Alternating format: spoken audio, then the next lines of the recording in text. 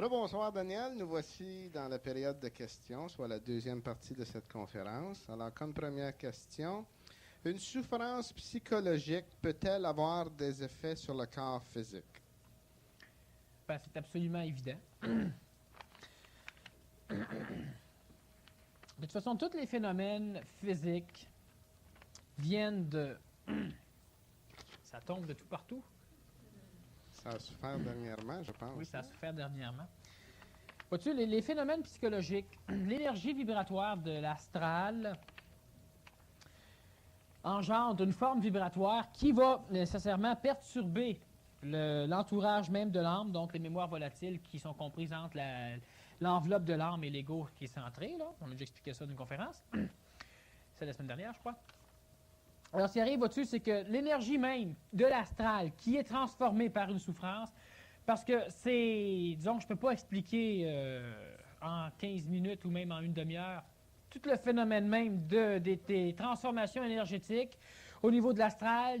J'ai pas le temps d'expliquer ce que devrait être un astral prêt, disons, à la fusion avec les autres corps, parce que ce serait trop long, puis sans doute même un petit peu incompréhensible. Par contre, une chose qui est sûre, c'est que l'individu a une forme d'astral qui l'enclin à évoluer de par la vibration planétaire qui est changeante. Et la vibration planétaire est changeante d'une façon, disons, positive, c'est-à-dire qu'elle change pour le mieux.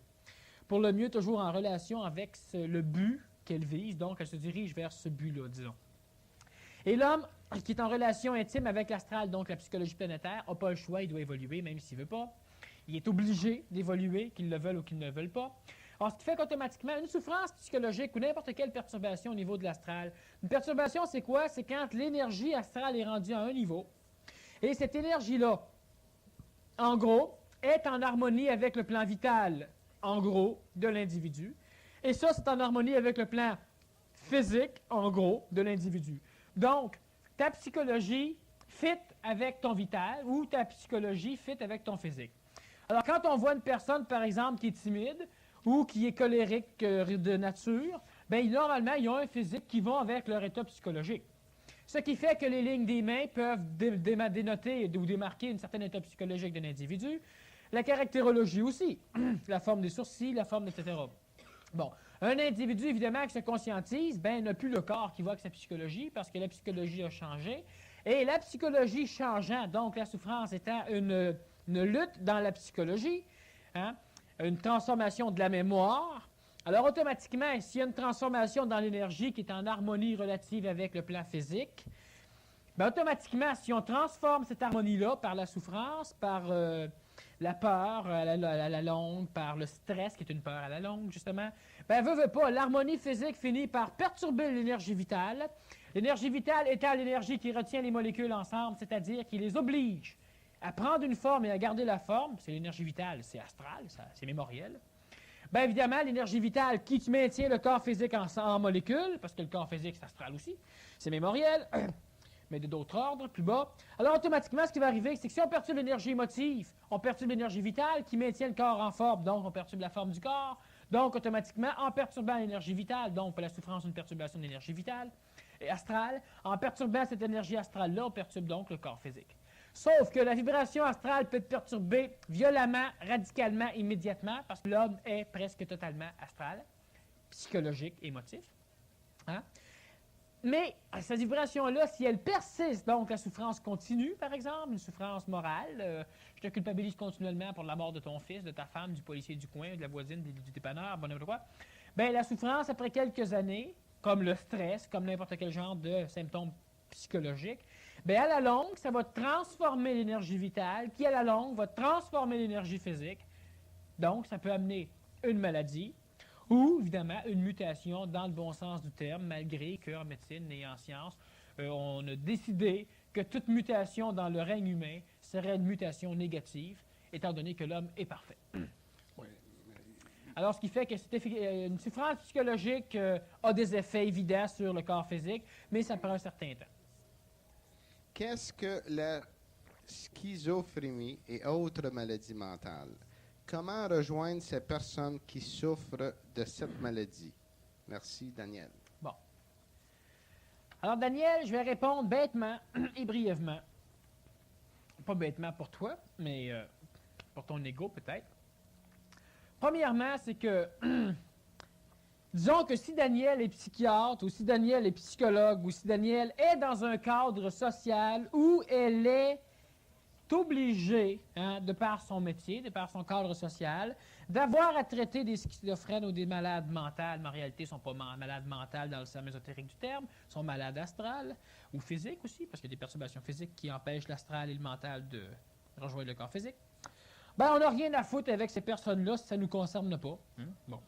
Alors, on devrait plutôt prendre nos énergies, essayer de comprendre pourquoi que nous, on a peur des chiens. C'est une paranoïa, ça, canine, mais limitée, mais quand même. Pourquoi que nous, on a des problèmes dans le genre? Je pense que c'est beaucoup plus important que d'essayer de comprendre pourquoi qu'un schizophrène est schizophrène ou un paranoïaque paranoïe. À moins que tu aies un proche qui à moins que ton cadre social te place dedans. C'est ça. Mais présentement, disons qu'il n'y a pas grands individus sur la Terre qui sont capables de comprendre réellement ce qui se passe à l'intérieur de l'astralité d'un schizophrène, d'un névrosé, d'un psychosé ou de tous les genres de symptômes, de symptomologie qui vont ressembler à ça.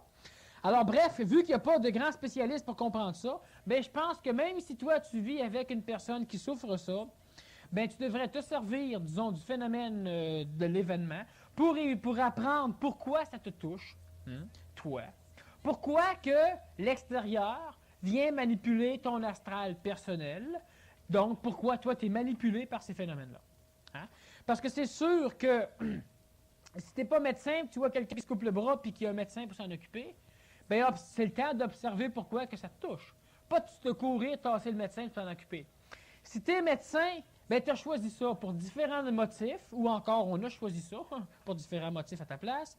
Bien là, OK, là, disons qu'on va se rencontrer d'une pièce, mais on va t'en parler longtemps, tu sais. Mais pour l'instant, c'est ça qu'il y a, c'est qu'on veut trop souvent connaître pourquoi chez autrui au lieu de savoir pourquoi chez nous. Parce que, bien, l'astral de notre propre ego ne voulant pas changer pour éviter la souffrance du changement, il change pareil puis il souffre quand même, il ne sait plus pourquoi. Bien, on essaie de savoir pourquoi que ça se passe chez les voisins. Ainsi que de la façon qu'on a été élevé et enseigné différentes... Mais vu qu'on a des médecins dans la salle, on aurait un petit détour médical. Vois-tu, c'est que, premièrement, au niveau de tout le schéma, de toute façon, j'ai expliqué qui savent un peu, c'est que la schizophrénie, la paranoïa, toutes les maladies mentales, qu'on appelle mentales, parce qu'avant, on pensait qu'il y avait seulement le mental faisant partie de l'intellect. Bref, c'était pas intellectuel, donc intelligent, quand tu tires la langue quand il faut pas, puis quand tu te parles tout seul, puis bon, quand même.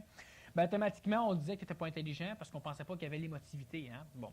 Alors, les maladies mentales sont des maladies de type physique ou de type astral, jamais de type mental. Bon. Pourquoi? Parce qu'un mental qui n'est pas coordonné, c'est important pour le monde, un mental qui n'est pas un mental qui est fou, c'est un mental qui n'existe pas. Un mental ne peut pas être fou.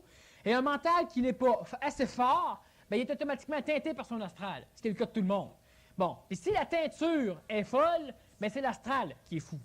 Un astral fou, c'est quoi? Premièrement, c'est qu'au niveau de tout le schéma mémoriel où ce que l'homme peut puiser, c'est-à-dire qu'il y a une conscience, au niveau du cortex cérébral, il y a une conscience qui peut être, disons, détruite ou encore pas suffisamment élaborée, donc maladie physique qui va causer une maladie mentale. Automatiquement, bien, l'individu n'a pas accès à des mémoires d'une façon coordonnée et la conscience mentale qui va normalement se répandre, c'est-à-dire se localiser dans le domaine du physique au niveau du cortex cérébral par rapport au domaine astral qui va se localiser surtout au niveau du thalamus et de l'hypothalamus. Bon, automatiquement, bien, si le cortex n'est pas adéquat, le mental ne peut pas apparaître dedans, donc l'individu ne va vivre que des phénomènes astraux. Phénomènes astraux que, faut aussi remarquer quels sont le genre de personnalités qui sont réincarnées dans l'individu. Pourquoi qu'il y a problème au niveau des personnalités réincarnatives? Ceux qui ne comprennent pas, bien, on a déjà fait une conférence à réincarnation, ça explique tout. Alors, les personnalités réincarnatives vont se lutter l'une contre l'autre. S'il n'y a pas un mental suffisamment développé, soit par tort physique, souvent ça va être le cas. Une tort physique, c'est pas un cerveau, une tête d'eau, une hydrocéphale, c'est simplement des neurones qui n'ont pas réussi à se brancher à la naissance et par l'éducation d'individus, parce que l'éducation va souvent aider à créer des paranoïas, à créer des schizophrénies. Bon, il y a le contexte social, à un moment donné, qui va créer des névrosés ou des psychosés. Bon, ce qui arrive simplement, c'est que l'individu a été programmé sans le savoir, et sa conscience ne localise que des phénomènes astraux, et ne localise surtout qu'un certain genre de phénomènes astral. Autrement dit, dans l'astral, il y a des milliards, des billions de milliards de tiroirs dans lesquels on a placé toutes nos connaissances qu'on a accumulées au cours de nos années. plus les connaissances de nos grands-pères. Et puis, on a des canaux qui, donc, dans notre conscience, des phénomènes neurologiques, qui nous permettent d'aller chercher certains types d'énergie, donc d'aller chercher certains types de connaissances mémorielles pour pouvoir s'en servir. Et ça, plus ton mental est développé, plus tu es capable de te servir de ta mémoire quand c'est le temps dans un événement. Puis moins développé, bien plus ton astral vient te vomir n'importe quelle cochonnerie dans ta conscience mentale. Et là, ben, tu ne peux pas t'adapter intelligemment, disons efficacement à un événement. Disons qu'efficacité serait synonyme d'intelligence pour l'instant. Alors, le malade lui-même, c'est qu'à la longue, il finit par bâtir un cheminement qui fait que tu lèves la main, puis lui, ça s'en va cheminer, flac, ça rentre d'une mémoire, il sort quelque chose, puis il voit un monstre.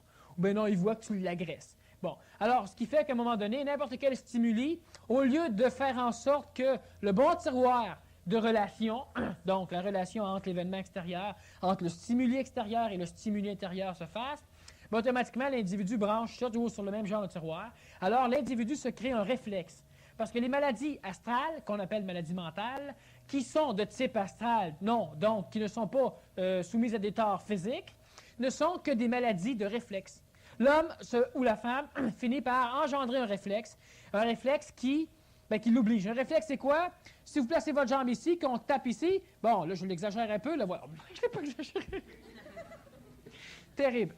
Ça crée un réflexe physique que notre mental n'a pas à réfléchir, ça marche. Alors, il arrive un moment où le réflexe astral, si je te traite de chien, ben, tu sursautes, ben, c'est un réflexe astral.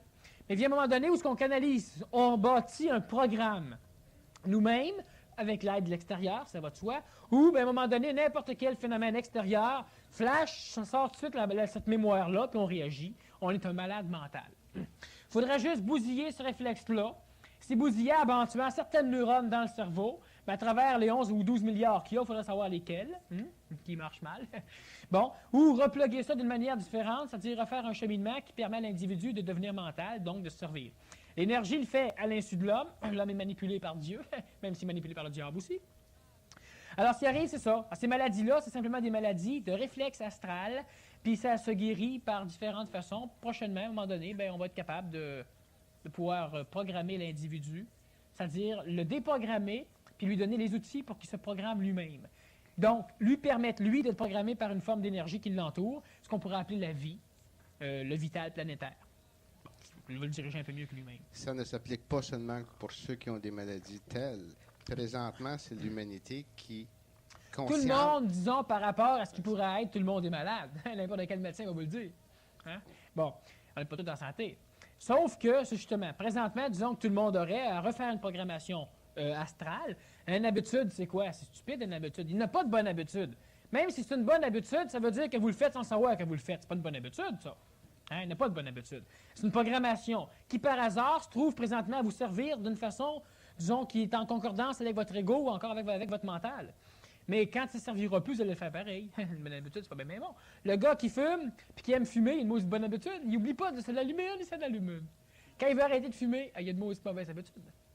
Parce qu'il continue de s'en allumer même s'il n'en veut pas. Bon, alors ce qui fait, c'est une programmation. Disons qu'en ce sens-là, oui, tout le monde, à un moment donné, va devoir refaire une forme de programmation pour lui permettre d'être plus efficace.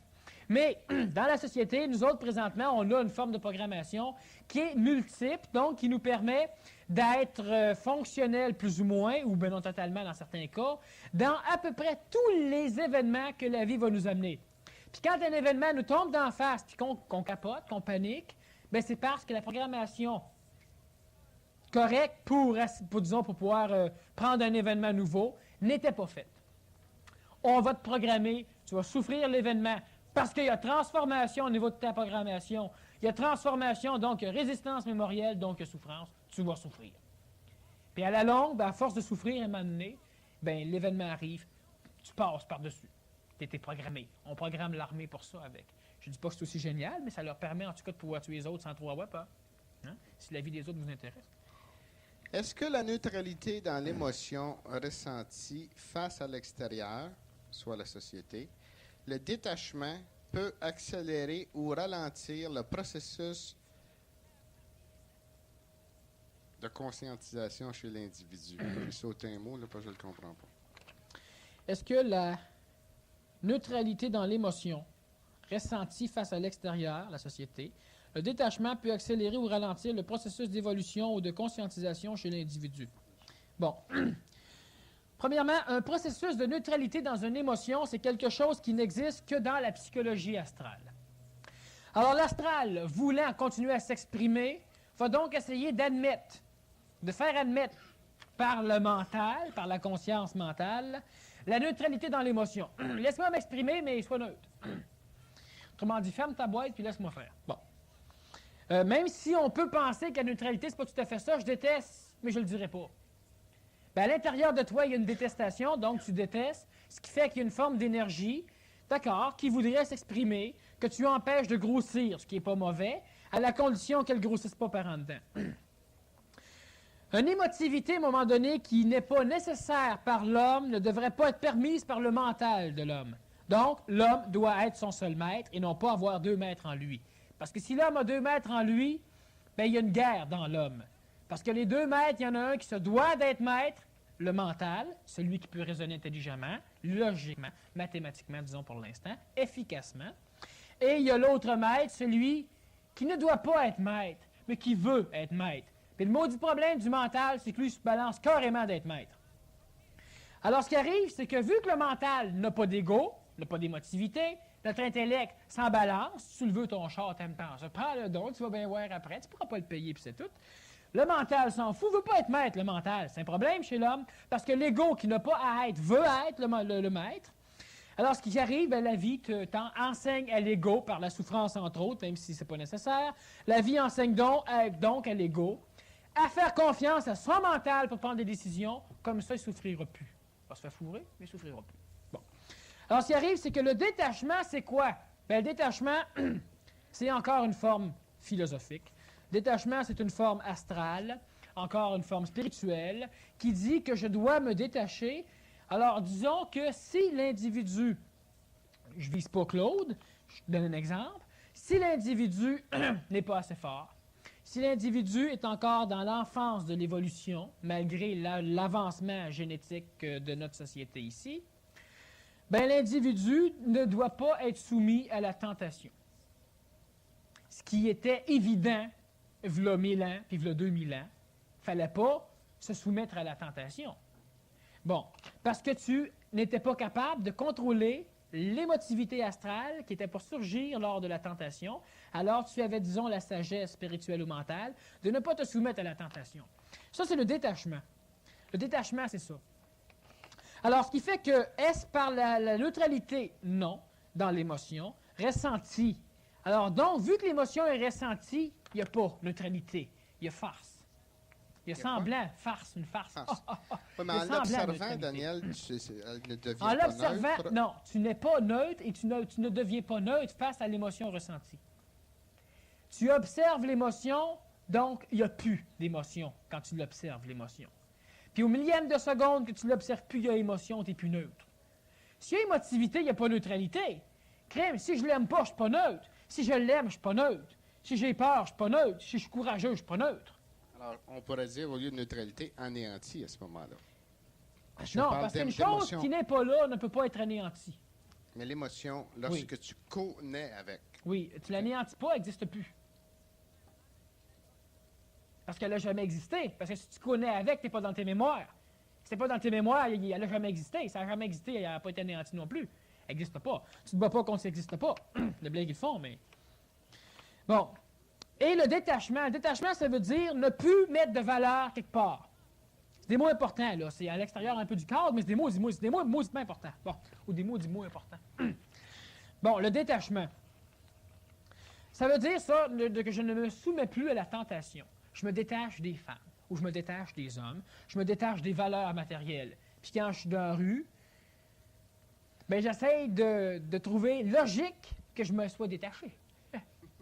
Hein? Là, je comprends plus.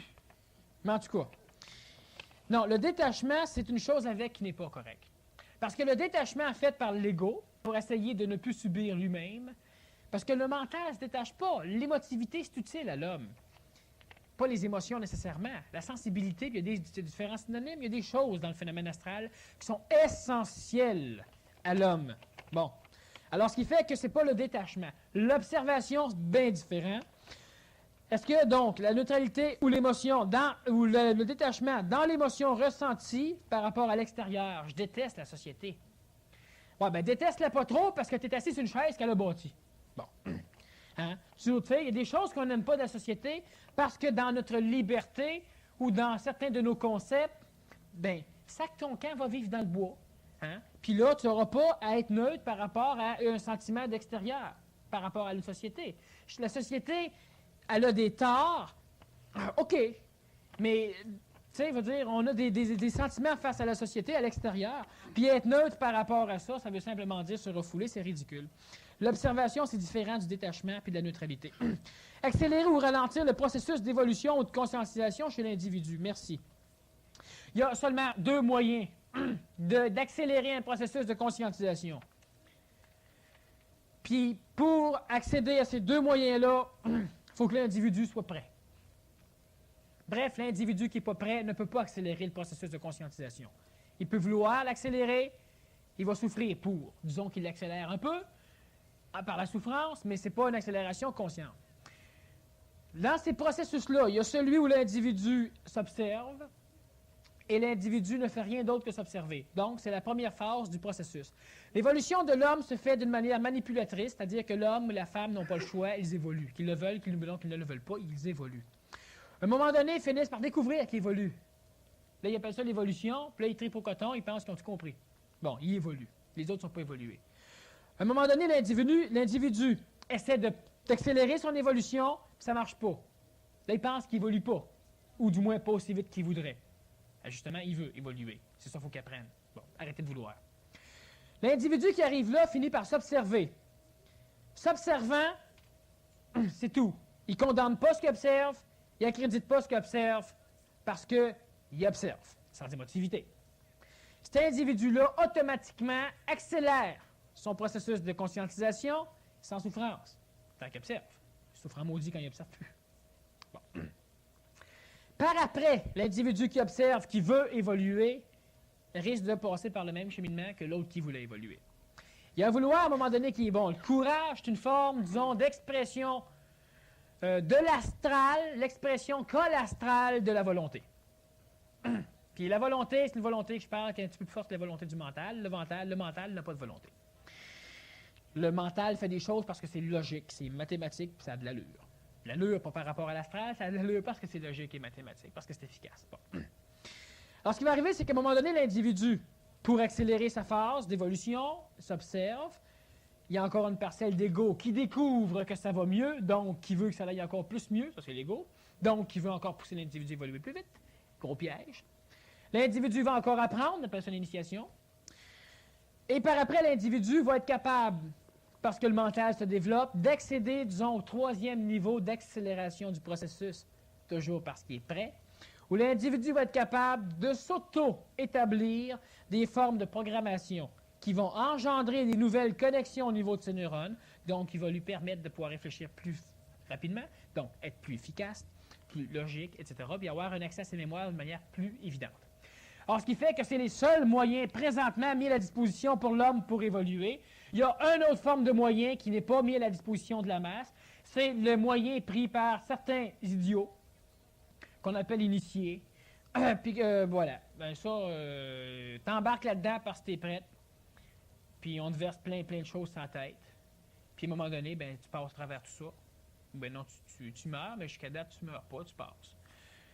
Mais ça, c'est pas accessible. Alors, ce qui fait que c'est pas dans la neutralité, c'est simplement par les phénomènes que je viens d'énumérer là. C'est ça, l'évolution. Je t'ai entendu dire à l'émission Ésotérisme expérimental Ah, je dis bien les choses, là. que le pape venait ici pour une raison très précise. J'ai dit que j'en parlais pas. Pourrais-tu préciser? Merci. Voilà, j'ai précisé. Parce que ça fait plusieurs fois qu'on a eu des questions. On a répondu à ça, mais à une conférence ultérieure. C'est ça, qui n'a pas été enregistré. Non, c'est ça, qui n'a pas été enregistré parce que justement, des choses ne doivent pas être dites. Chose qui est sûre, le pape il vient ici, puis c'est pas mauvais en soi. C'est une personne qui connaît bien plus de choses qu'on peut penser qu'elle connaît. Elle n'a pas toutes les brides dans ses mains, c'est une chose évidente. Puis c'est un mec qui est courageux en tabarouette. Parce que si le monde ici savait tout ce que lui sait, il se serait suicidé il fait longtemps. Bon, mais c'est un bonhomme extraordinaire. Puis il y a une raison. Pourquoi il vient ici? C'est pas une raison religieuse. Il y en a qui pensent ça, évidemment. Il y a même au Vatican qui pensent ça. Mais c'est ça.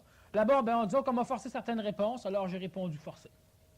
J'ai rien dit. À part une prise de conscience intellectuelle et une observation de la physique ou la morale, oh, excuse, je suis obligé de recommencer, j'avais sauté une ligne.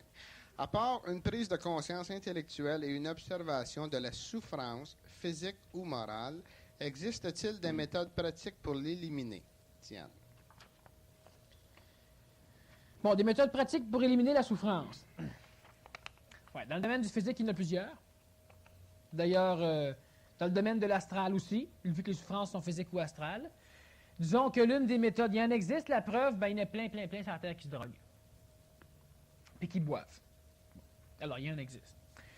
Maintenant, ça, c'est juste des Palliatifs. C'est des béquilles, parce qu'à un moment donné, ben, veut pas, ça te retombe sur le visage.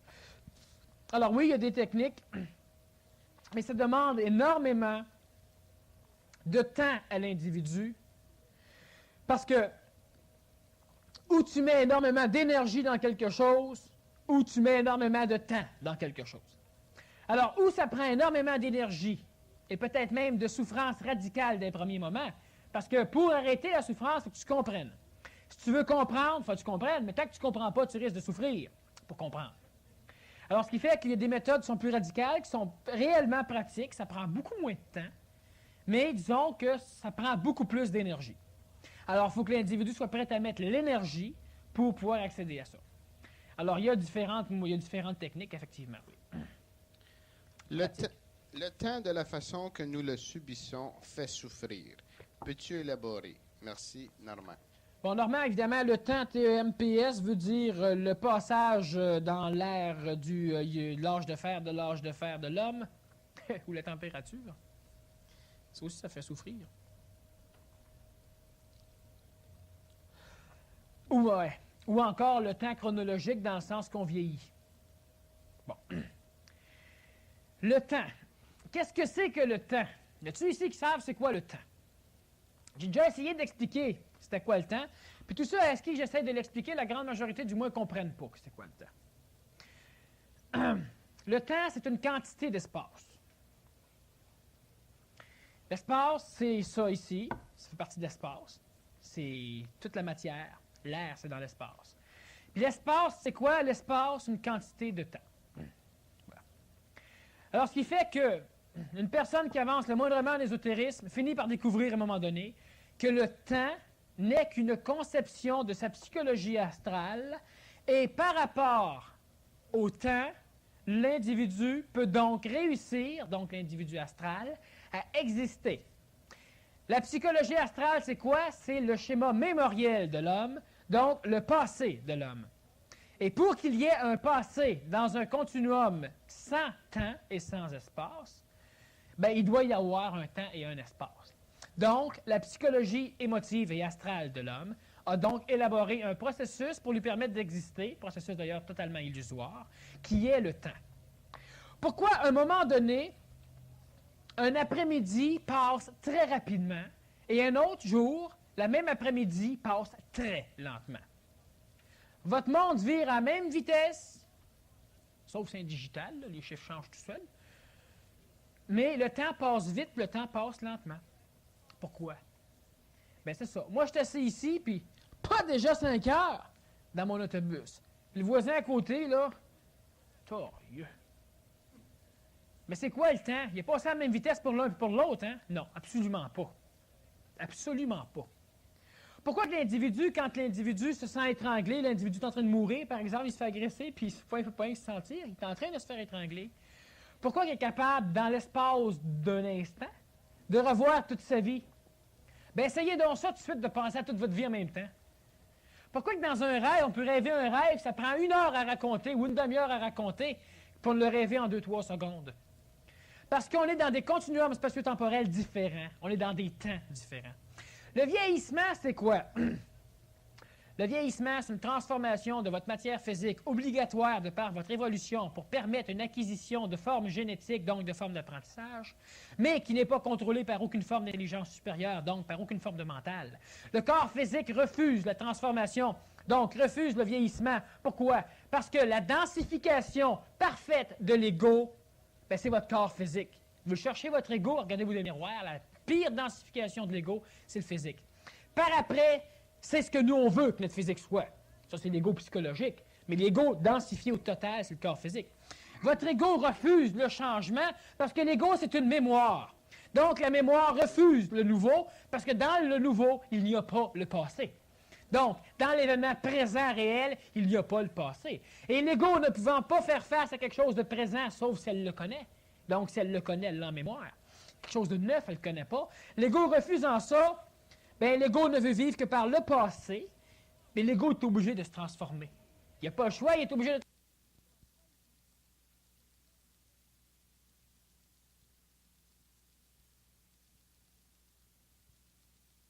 de forcer à se transformer.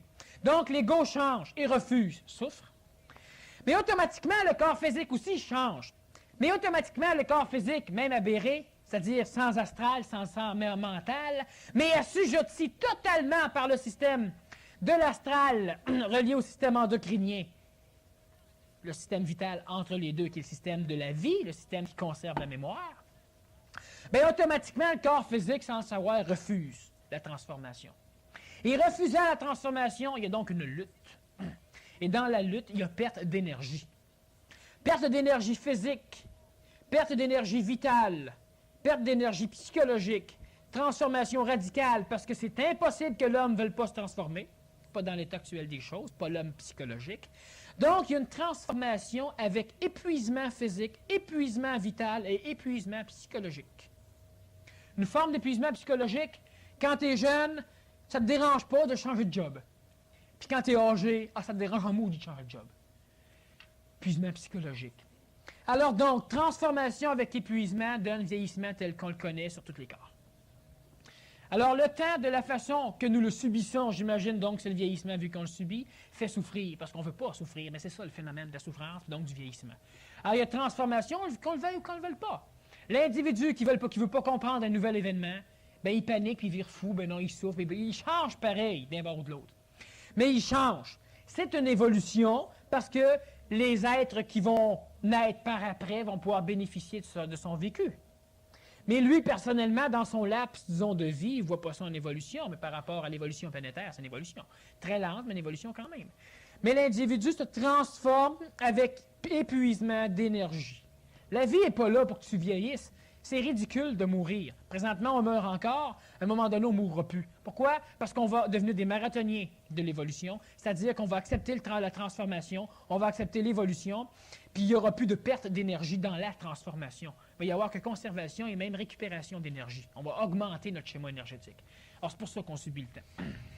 Qu'est-ce que c'est qui se passe, Daniel, lorsqu'un événement comme, disons, celui dont je me souviens, là, Albert Einstein était dans son laboratoire, ça faisait 8 jours qu'il travaillait dans son laboratoire, il n'avait pas mangé, il n'avait pas faim, il était tellement concentré dans ce qu'il faisait, et lorsque sa sœur arrive, et puis elle se rend compte qu'il y a 8 jours, c'est-à-dire elle le met face à la situation, ça fait 8 jours qu'il n'a pas mangé. Qu'est-ce qui s'est passé à ce moment-là? Bien, c'est passé simplement que le bonhomme, n'ayant pas d'ego suffisamment puissant pour empêcher une transformation, et que le bonhomme ne recherchait que la transformation présente dans son laboratoire de type mental, donc sa personnalisation mentale était presque faite, parce que l'homme est encore loin de là, il avait arrivé à peine à une identification mentale, bien, cet individu-là avait des formes de programme, même au niveau de son astral, qui acceptaient jusqu'à une certaine limite la transformation. Or, ce qui fait que ce bonhomme-là n'avait pas de perte d'énergie, parce que quand il était concentré, bien, il ne vibrait que pour la transformation mentale, mais étant programmé comme ça depuis sa jeunesse, donc il ne vivait que pour une programmation changeante astrale, vitale et physique. Donc, automatiquement, cet individu-là ne pouvait ne pas perdre d'énergie, donc pendant ces 8 jours-là, arrivait à peine à vieillir et à perdre d'énergie. Il ne vieillit pas à ce moment-là. Non, mais quand il sortait ailleurs, bien évidemment... Comme si ça lui a paru à être 24 heures, ces 8 jours-là, c'était pour le lui temps, c'est une sa farce. réalité. D'ailleurs, Einstein, c'était le premier à dire que le temps était une illusion. C'est ça. Hein? C'était le premier, Einstein, à amener à annoncer ça, que le temps était une farce. Je comprends donc, il jouait avec un petit peu. Ouais. Il a amené l'espace, l'hyperespace. Ça, c'est pour les hyperdingues, ça. Parce qu'il n'y a pas d'hyperespace. L'espace n'existe pas. Alors, il y a un espace là, puis il y a un hyperespace autour, puis quand tu t'en vas dans l'hyperespace, ben, tu peux voyager en un an de temps en 2 jours. Puis là, tu reviens dans l'espace, puis là, tu es rendu à la distance que tu aurais passée en 1 an. Mais la distance, c'est quoi? Ça rapport au temps et à l'espace. Mais le temps, c'est quoi? C'est de l'espace. Puis l'espace, c'est du temps. Puis Einstein était le premier à le dire. Personne ne l'a compris, mais c'était le premier à le dire. Puis effectivement, il s'amusait là-dedans au coton. C'est-à-dire qu'il y en a d'autres qui l'ont dit avant, mais ils disaient il n'y a pas de temps, il n'y a pas d'espace. Ouais. Tandis que lui a donné une explication intellectuelle. Mathématique. Mathématique, C'est ça. plutôt, excuse. Non, c'est ça. Intellectuel. Pourrais-tu expliquer plus clairement ce qu'est l'ajusteur de pensée, Lise?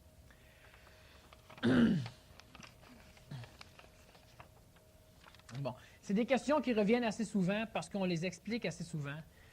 L'ajusteur de pensée, je l'ai expliqué déjà de 3 manières différentes. La première, c'était au niveau énergétique. La deuxième, c'était au niveau de la mutation des neurones cérébrales qui permettait à l'individu d'avoir accès à différentes formes de mémoire.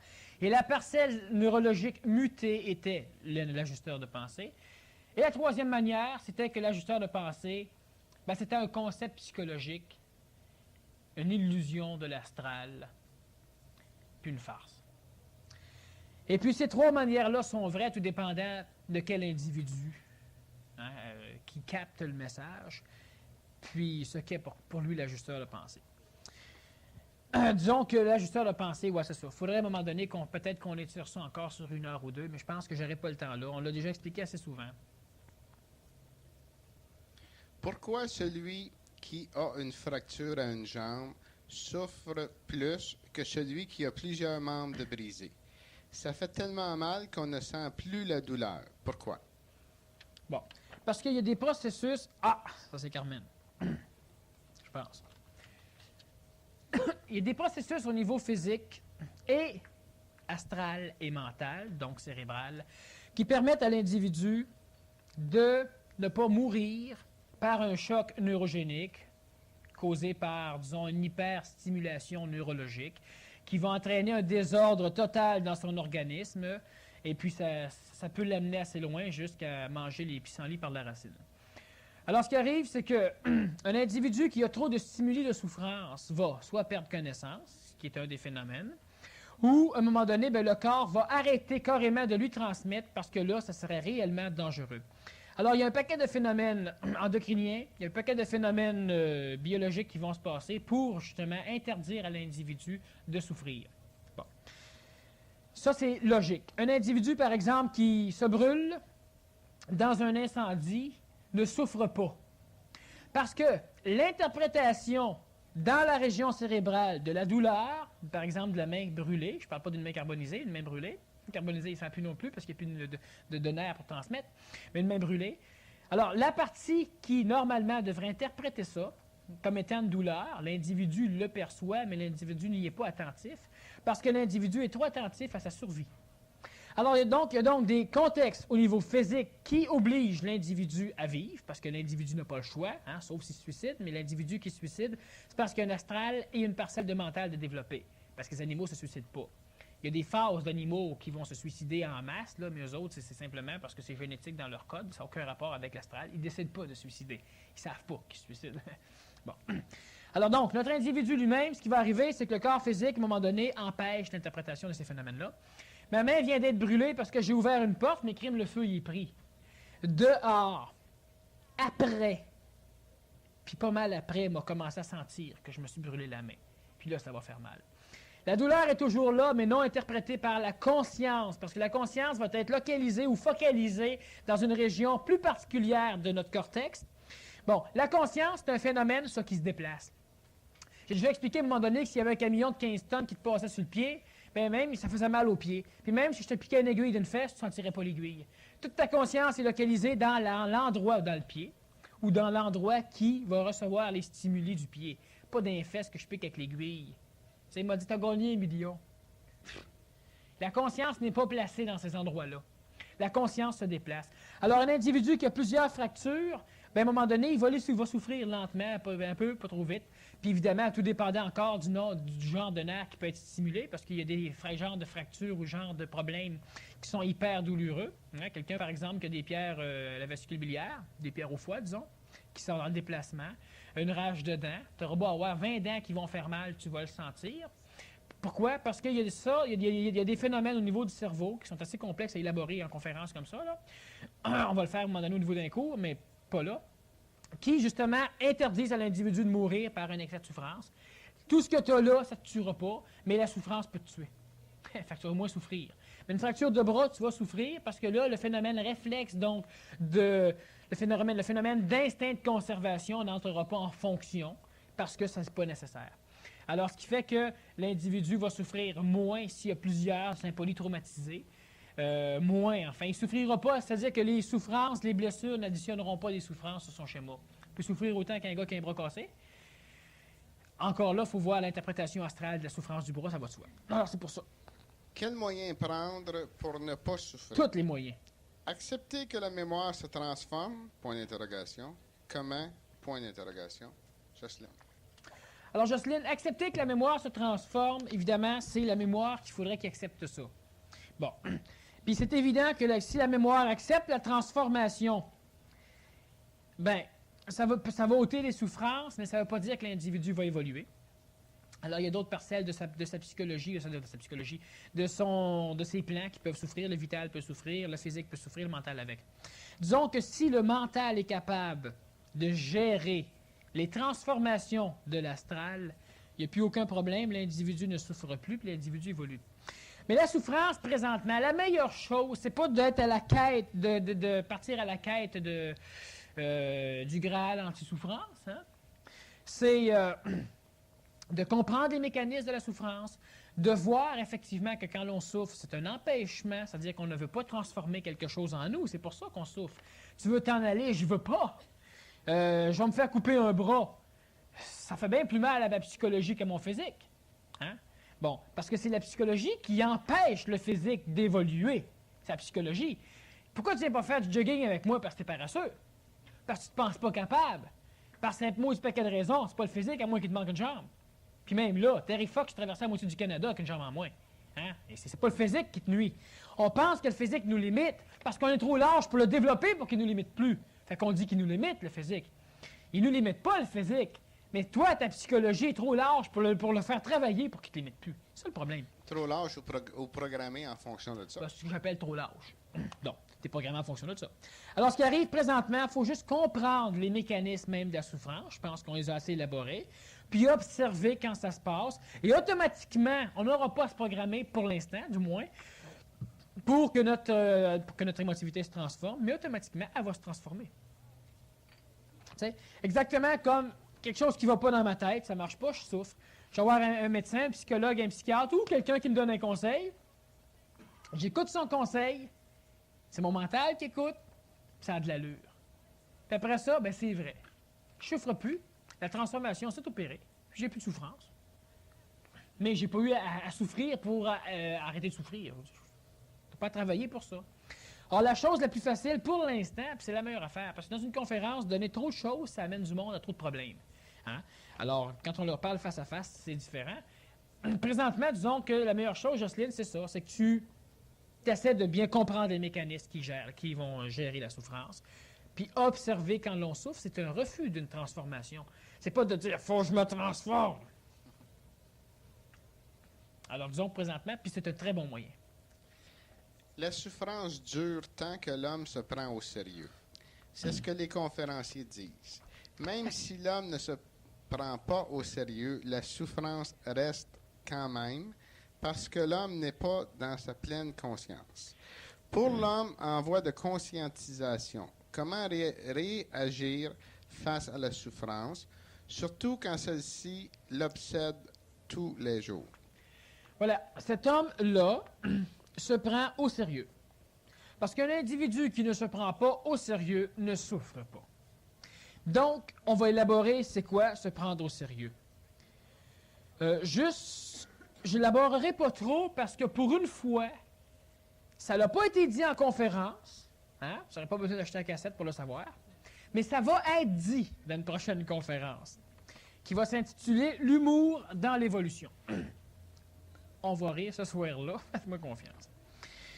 Alors, ce qui arrive, c'est qu'un individu qui ne se prend pas au sérieux brièvement, c'est un individu qui ne prend pas ses désirs sérieusement. Qu'est-ce que c'est ne pas se prendre au sérieux? Ça veut dire ne pas mettre d'importance quelque part.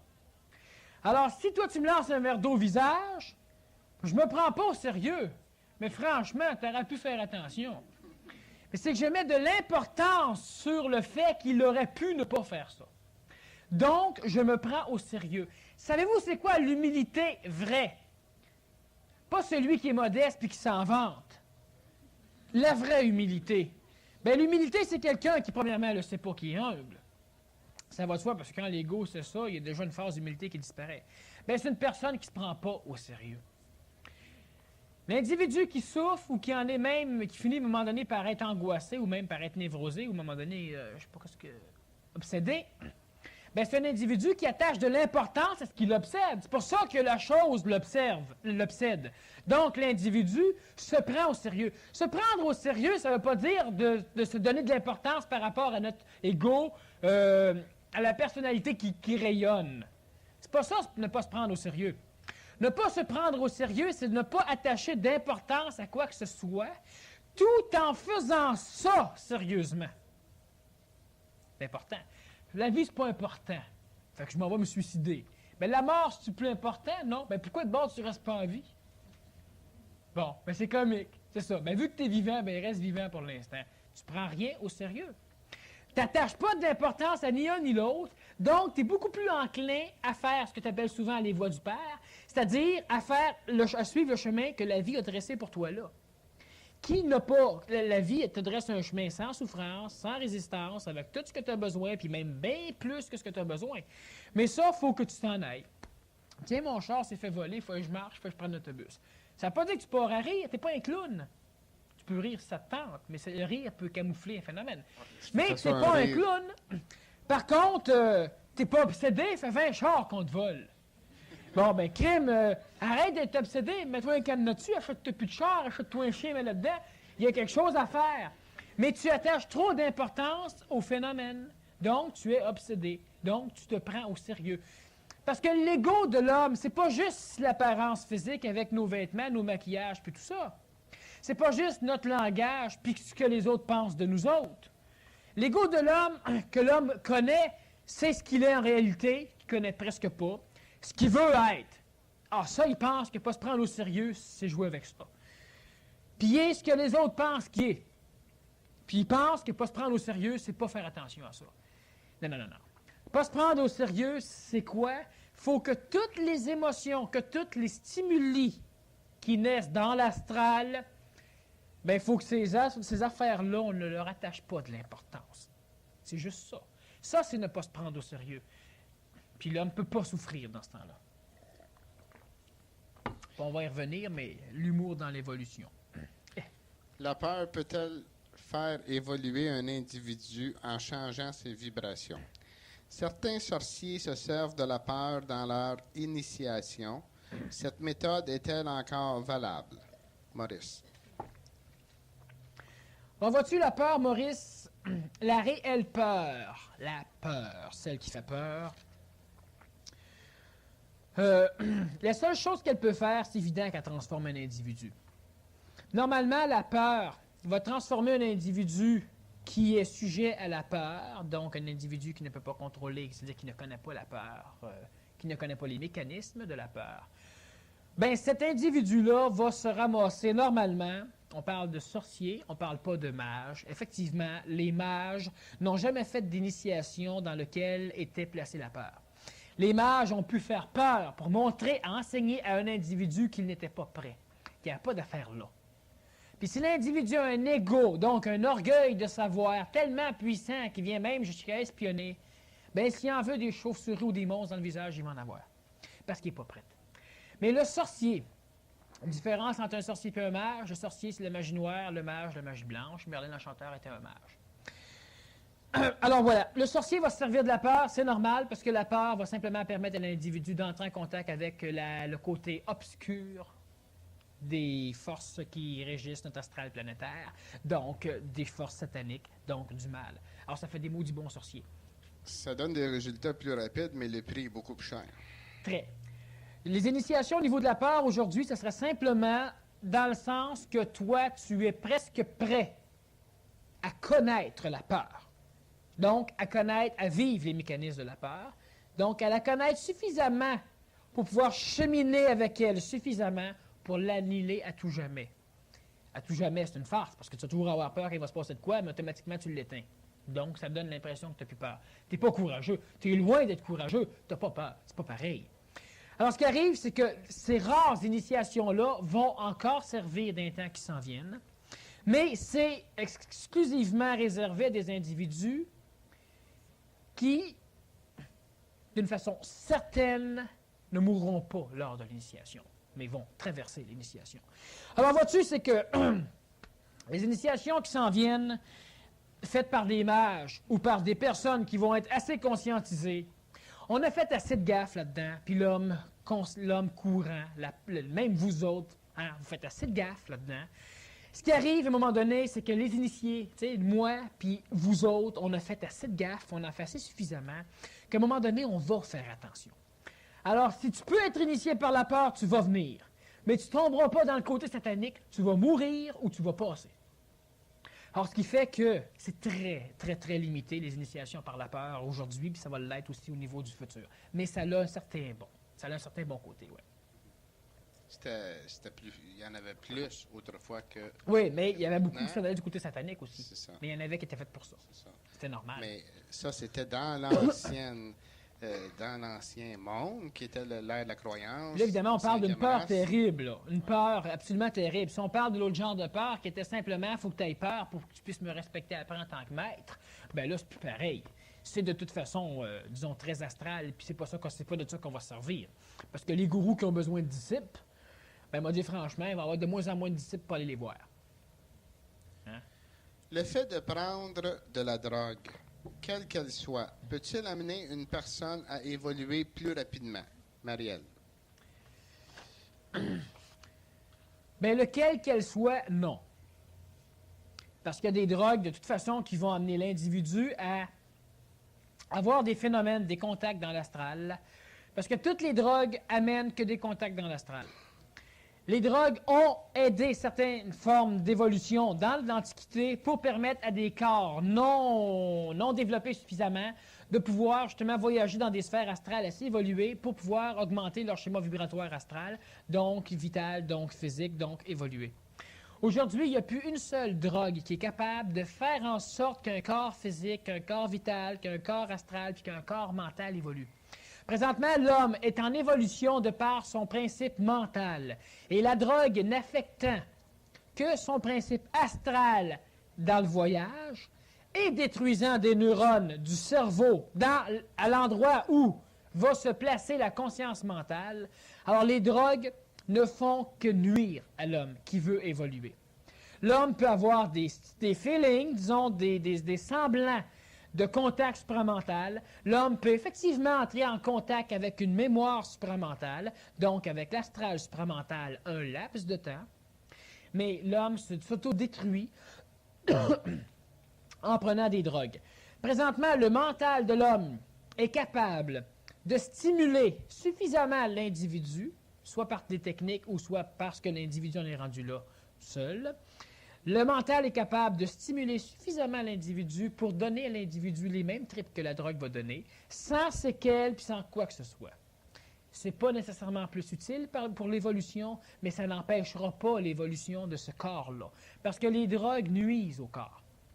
Bon. L'évolution mentale puis l'évolution d'énergie supramentale va se faire prochainement dans une mutation des neurones du cerveau. Le fonctionnement chimio-électrique des neurones va être transformé en fonctionnement électrique. Donc, on va avoir une accélération du processus mental. Donc, l'homme va drôlement plus conscientisé au niveau mental. Puis le mental étant supérieur aux autres plans, donc dans le niveau intégral des 4 plans inférieurs, du plan planétaire, donc. Mais quand vous prenez de la boisson en masse pour qu'il y ait assez d'alcool dans votre sang, qu'est-ce que ça fait? Ça vient nuire aux échanges d'informations électriques entre les neurones. Donc, vous avez des réflexes plus lents. Vous parlez plus chargement, vous avez des... comme ça. Bon. Si vous prenez de la drogue, bien, cette drogue-là aussi n'accélérera pas le processus mental. Elle peut donner l'impression de l'accélération du processus mental parce qu'elle joue dans l'astral, et c'est dans l'astral qu'est localisé le phénomène illusoire du temps. Donc, si elle perturbe la perception que vous avez du temps, elle donne l'impression qu'en un court laps de temps, vous avez accès à bien des choses. Mais l'illusion du temps est dans l'astral. Mais il n'y a pas eu d'accélération dans votre processus de pensée. Parce que demandez à quelqu'un qui vous a vu faire, non, il y a même eu un ralentissement du processus. Et en plus, avec une drogue, moi je suis drogué, là, je tripe, je rencontre un maître. Le feu pogne ici, bien je brûle avec le maître. Non. Si c'est le mental qui travaille, si le feu pogne ici, vous ne brûlerez pas avec le maître, vous allez être en bas bien avant quelqu'un. Alors, il n'y a aucune drogue présentement qui peut être utile à l'homme. C'est tous des phénomènes nuisibles à l'homme. Puis en plus, ça a deux formes. La drogue n'agissant que sur l'astral, la drogue va donc automatiquement enclencher des phénomènes mémoriels. C'est pour ça qu'on appelle ça une drogue. Qu'elle va renforcer, d'ailleurs. Eh oui, c'est pour ça qu'on appelle ça une drogue. Alors, si vous prenez une drogue, votre physique en a besoin. Mémoire. Votre vitalité en a besoin. Mémoire. Votre astral, votre psychologie en a besoin. Mémoire. Puis c'est pas en devenant attaché à des choses, donc en augmentant notre schéma de dépendance, qu'on devient indépendant.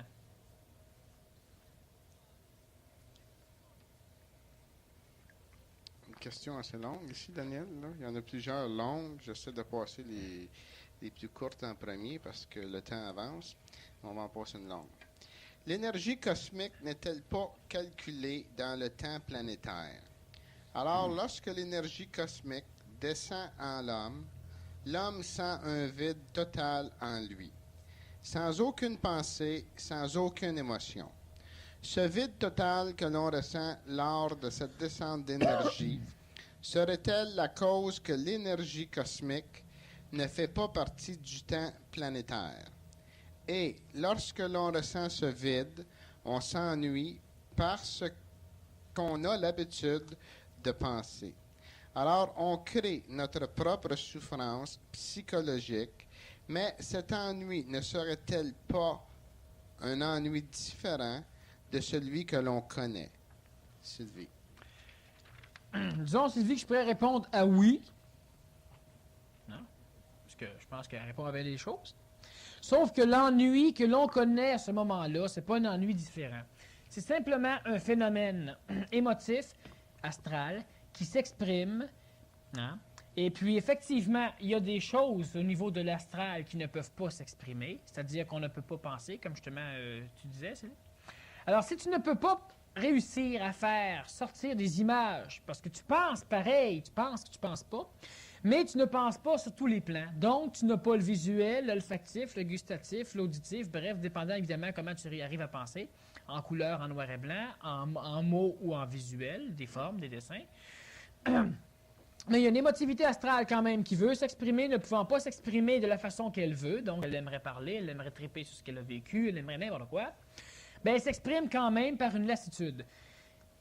Ce qui va arriver à un moment donné, c'est que ton mental va être suffisamment développé pour que, si cette énergie-là, si c'est bien l'énergie, disons, cosmique, qui descend et qui, effectivement, ne regarde pas le temps, hein, l'énergie ne descend pas en 1 heure. Tous ceux qui ont eu des descentes d'énergie perdaient le phénomène du temps, donc ne savaient pas, à un moment donné, ça fait déjà 2 heures que je parle, je pensais que vous avez 5 minutes, ou bien, ben paf, flaf, il n'y a plus rien. Parce qu'il n'y a pas eu de temps dans l'énergie. Dans le présent, il y avait énergie. Puis maintenant, tu essaies de la trouver, l'énergie, tu fouilles donc dans ton passé. Tu fouilles dans ta mémoire pour savoir si tu te rappelles qu'elle était là. Parce que si je te donne un coup, le temps que prend l'influx électrique à se rendre au cerveau, bien, le coup n'est plus donné. Puis là, je me rappelle, même un millième de seconde en arrière, que j'ai reçu un coup. Parce que la conscience que l'homme a de l'événement extérieur, c'est une conscience mémorielle, c'est parce que c'est enregistré dans la mémoire. Parce qu'un individu qui n'a aucune mémoire ne sent même pas qu'il touche à un verre, parce que tous les fois que c'est perçu au niveau du conscient, c'est effacé. Il ne sait pas qu'il touche au verre. En ayant une mémoire, il additionne les stimuli au millième de seconde, puis finit par avoir l'idée qu'il touche au verre. L'énergie cosmique, ou supramentale, ou patati ou patata. Quand elle descend, bien évidemment, elle n'est pas assujettie au temps. Et l'ennui qu'on ressent, c'est simplement le phénomène de différence de potentiel, surtout, qui fait que j'ai senti une forme d'énergie, j'ai senti quelque chose, puis même à un moment donné, tout mon ego est attentif à revivre ce phénomène-là, qu'il ne revit pas. Alors, il n'exprime rien d'autre, il ne fait qu'être en attente, puis il exprime le fait qu'il attend. Puis quand on attend, on s'ennuie. Lorsque Lazare resta 3 jours comme soi-disant mort, n'était-il pas ailleurs pour son fusionnement? Et n'avait-il pas été aidé par le Nazaréen pour ce fusionnement? Marie. Les questions arrivent toujours en leur temps.